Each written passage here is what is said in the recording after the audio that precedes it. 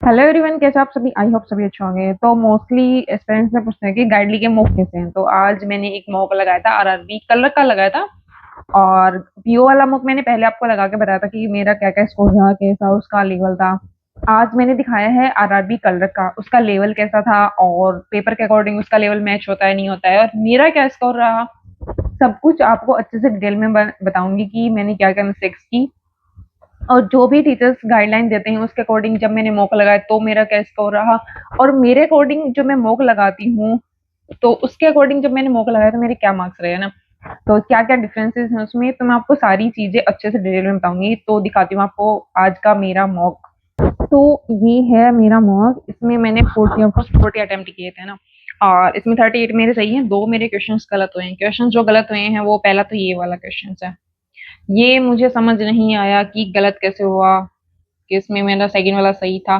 तो इसमें ये तो ऐसा है ना, ये सिंगल साइन दिया हुआ था, ये मैंने ध्यान नहीं दिया, सारे डबल देके फिर मैंने कर दिया। इसमें मतलब मेरी मिस्टेक थी। इसमें क्वेश्चन बहुत इजी थे। एक ये वाला क्वेश्चन, इसमें मतलब सच में ही मतलब उसका कोई रिलेशन समझ नहीं आ रहा था मुझे। इसमें पूछ रखा था कि मतलब देखो, पी से एम का रिलेशन पूछ रखा था, पी से एम का रिलेशनशिप मैंने ध्यान नहीं दिया, मैंने पी से के का रिलेशन देख लिया ना। तो ठीक है, ये भी दोनों मिस्टेक्स मेरी ही हैं, मेरी मिस्टेक की वजह से एक गलत हुआ क्वेश्चन है ना। और पहले ये पजल थी, बहुत इजी इजी क्वेश्चन थे, ज्यादा का क्वेश्चन थे नहीं। इसमें देख सकते हो टाइम मेरे को 1.5 मिनट में मैंने पजल कर ली थी, और क्वेश्चन भी विद इन मतलब 8 सेकेंड से 19, 14, 11, मतलब बहुत जल्दी जल्दी मैंने क्वेश्चन कर लिए थे। उसके बाद में ये क्वेश्चन थे, ये भी काफी इजी इजी थे। और उसके बाद में ये वन लाइनर क्वेश्चंस, फिर ये कि ये डे बेस्ड पजल थी। ये भी काफी बहुत मतलब ऐसे लिटरली दो पॉसिबिलिटी, दूसरी पॉसिबिलिटी मैंने बनाई ही नहीं, पहली में ही कंप्लीट हो गया था। और क्वेश्चन भी मैंने बहुत जल्दी जल्दी कर लिए थे। और आप टाइम देख सकते हो ना, देखो मैंने 24 मिनट और 23 सेकंड में कर लिया था क्वेश्चन ने, मतलब पूरे 25 मिनट्स भी नहीं लिए मैंने, पहले ही मेरा कंप्लीट हो गया था। और वो भी कंप्लीट हो गया था। मैंने इस क्वेश्चन पे, मैं तो ये जो तीन क्वेश्चन थे ना सीरीज वाले क्वेश्चन, इनमें थोड़ा टाइम लगाया मैंने अच्छे से, क्योंकि ये क्वेश्चन मेरे मोस्टली गलत हो जाते हैं। इसलिए मैंने इन क्वेश्चन पे थोड़ा सा अच्छे से फोकस किया। इन दो क्वेश्चन पे मैंने थोड़ी सी लापरवाही की, क्योंकि ये क्वेश्चन काफी इजी आते हैं, तो मैंने इतना ध्यान नहीं दिया, और ये मेरा क्वेश्चन गलत हो गया, और ये भी मेरा रीडिंग की वजह से गलत हो गया। तो इसमें तो देख सकते हो 40 मैंने अटेम्प्ट किए थे, 38 मेरे सही है।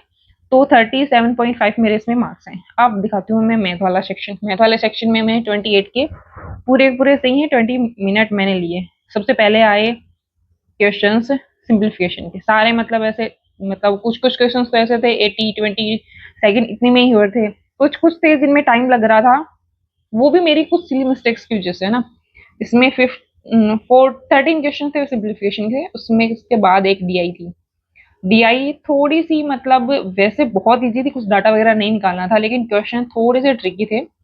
तो मैंने 3 क्वेश्चन किए, उसके बाद में 2 क्वेश्चन मैंने स्किप कर दिए ना। फिर ये एक और डीआई थी, इसमें कैलकुलेट करना था कि ये डाटा दिया हुआ है और इसमें उनका रेशियो दिया हुआ था, उसके बाद में निकालने थे। तो इसके मैंने 5 क्वेश्चन अटेम्प्ट किए। उसके बाद में थे 10 क्वेश्चन, 10 नहीं 12 क्वेश्चन थे।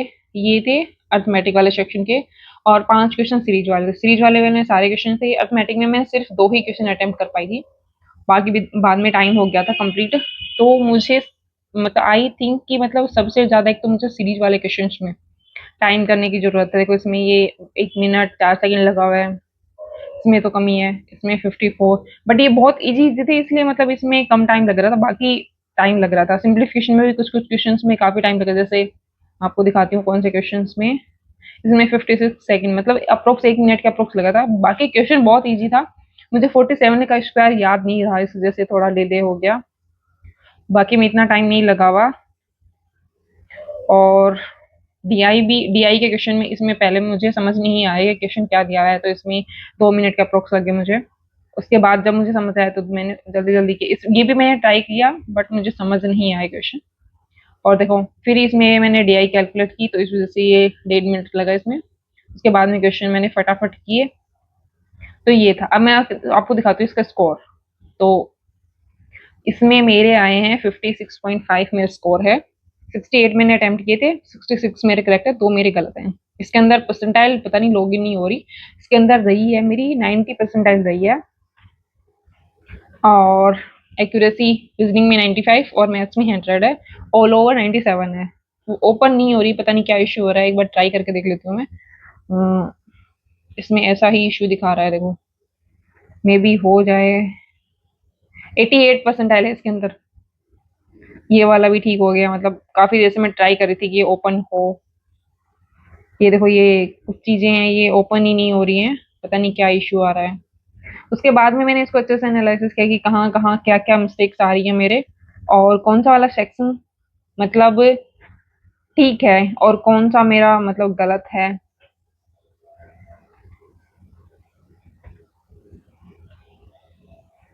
और ये आप देख सकते हो ये सारे जो मतलब कि कहाँ कहाँ क्या क्या इम्प्रूवमेंट की जरूरत है, वो सब चीजें। ये स्कोर मतलब 80 मार्क्स भी आ रहे हैं सबके।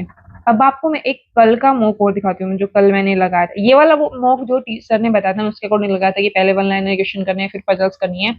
और ये मैंने मेरे अकॉर्डिंग लगाया था ना कि हाँ कैसे कैसे पहले डायरेक्टली मैंने पजल लगाना। हाँ, इसमें मेरे 52.5 मेरे मार्क्स हैं। 55 मैंने अटेम्प्ट किए थे, 53 मेरे सही हैं। और इसमें मेरी रैंक रही है, मतलब मीन्स परसेंटाइल रही है मेरी 76 के अप्रोक्स परसेंटाइल रही है। 96 मेरी एक्यूरेसी रही है। इसमें मैंने वही मिस्टेक की थी कि पहले मैंने पजल बनाना स्टार्ट कर दिया और उसमें मेरे क्वेश्चंस ही नहीं हुए, इस वजह से। तो देख सकते हो ना, टीचर्स जो हमें बताते हैं ना, तो उस चीज को हमें सोचना चाहिए कि हमें क्या क्या क्वेश्चंस करने। जब टीचर्स हमें कोई चीज गाइड करते हैं तो उसके पीछे एक वैलिड रीजन होता है, क्योंकि उनका एक्सपीरियंस बहुत होता है और वो जो सिचुएशंस फेस करते हैं एज पेरेंट्स उनको बताते हैं कि ये हमारे साथ कंडीशन हुई है और ये हमें दिक्कत होती है, तो उसके अकॉर्डिंग स्ट्रेटेजी बना के हमें बताते हैं। पहला वाला मॉक मैंने सर की स्ट्रेटेजी के अकॉर्डिंग लगाया था, दूसरा वाला मैंने खुद की स्ट्रेटेजी के अकॉर्डिंग लगाया था। तो डिफरेंस आप देख सकते हो, मतलब कम से कम 10 से 12 मार्क्स का डिफरेंस आया हुआ है। काफी इंप्रूवमेंट करना है, अर्थमेटिक वाले सेक्शन में काफी करना है क्योंकि कुछ क्वेश्चंस में मुझे टाइम लग रहा है। दूसरा डीआई की कैलकुलेशन में मुझे टाइम लग रहा है कि उसके क्वेश्चंस मुझे थोड़े समझ नहीं आ रहे हैं ना। कभी मतलब पहली वाली डीआई तो बहुत ऐसे थी कि उसके क्वेश्चंस इजी थे बट डायरेक्टली समझ नहीं आ रहे थे, मुझे दोबारा से रीड करना पड़ रहा था। पजल्स बहुत इजी थी, रीजनिंग वाला सेक्शन बहुत इजी था, कुछ भी नहीं था। सेकंड वाले मॉक में भी ये था कि पजल वाला सेक्शन बहुत इजी था, इस वजह से उसमें ज्यादा स्ट्रेटेजी मैटर नहीं करती। लेकिन जब पीओ का पेपर लगाते हैं ना, उसमें बहुत मैटर करती है कि हमारी क्या स्ट्रेटेजी, कौन सा स्किप करना है, कौन सा हमें अटेम्प्ट करना है। तो ये सब चीजें हमें बहुत अच्छे से ध्यान रखनी है। और ऑल द बेस्ट जिनका भी एसबीआई कलरक है, और पॉसिबल हुआ तो मैं एसबीआई कलरक भी आपके साथ शेयर करूंगी। ओके।